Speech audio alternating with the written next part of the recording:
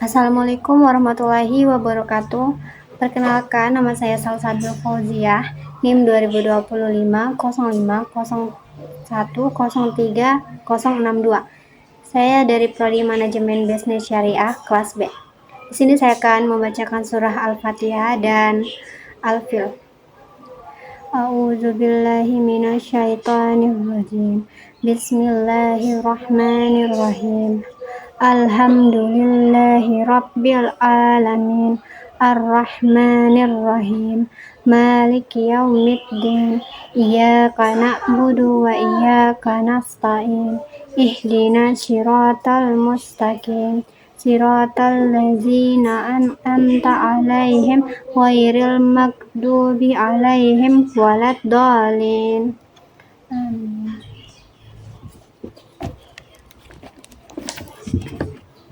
Bismillahirrahmanirrahim. Alam tara kaifa fa'ala rabbuka bi ashabil fil.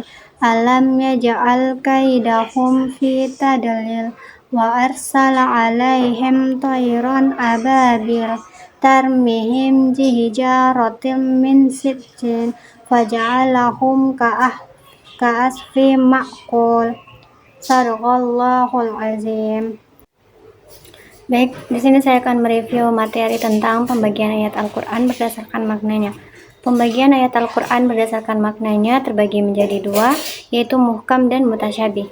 Di mana muhkam itu adalah ayat yang maknanya jelas, sedangkan mutasyabih itu adalah ayat yang maknanya masih samar-samar dan membutuhkan penafsiran yang lebih dalam. Yang pertama, ayat-ayat muhkam ini adalah ayat-ayat yang mencakup akidah dan syariah. Jadi ketika Al-Quran mengatakan Allah itu esa atau tunggal, maka tidak boleh ditafsirkan dengan yang lain-lain. Contohnya seperti surah Al-Ikhlas yang berbunyi Qul huwallahu ahad, yang artinya katakanlah dialah yang maha esa. Di sini tidak menggunakan satu, melainkan menggunakan esa atau tunggal.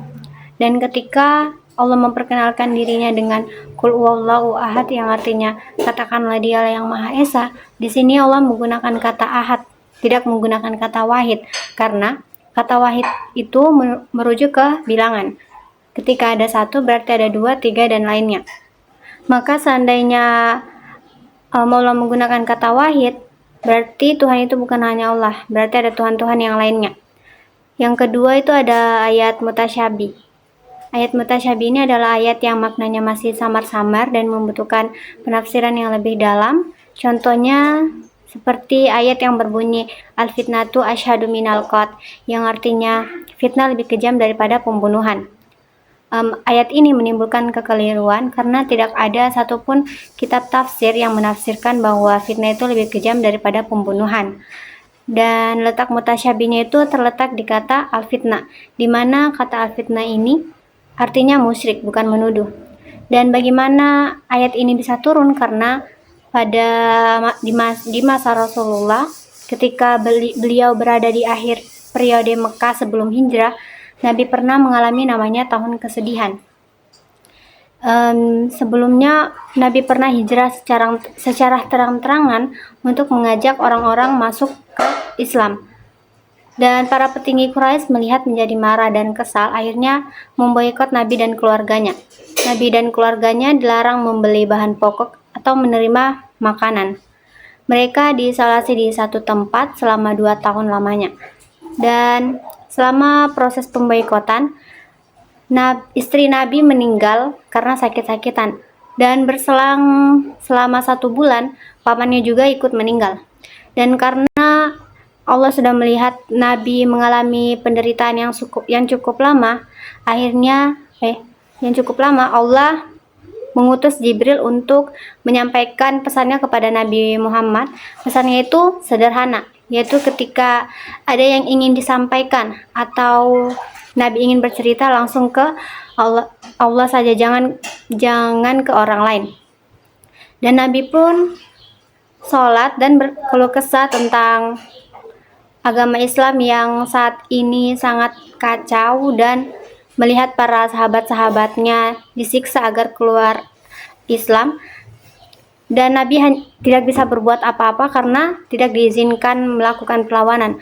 Maka dari itu diturunkanlah ayat al-fitnatu asyadu minal qatl, yang memiliki makna bahwa Nabi diizinkan melakukan perlawanan. Maka dari itu Nabi pun hijrah ke Madinah dan menyusun kekuatan yang akhirnya menimbulkan namanya Perang Badar, di mana umat Islam itu berjumlah 300 pasukan melawan 10.000 pasukan Quraisy.